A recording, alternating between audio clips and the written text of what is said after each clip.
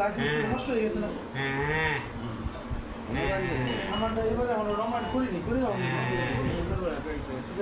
কাজ করেন তাহলে করে রাখতাম আচ্ছা কোন দোকানে করার দরকার লাইসেন্স আবার ডিলার চাইছে লাইসেন্স মানে আমার একটা বাইক আছে আমার ফার্স্ট ক্লাস লাইসেন্স লাগবে মানে অনলাইনে আমি কাজ নিয়ে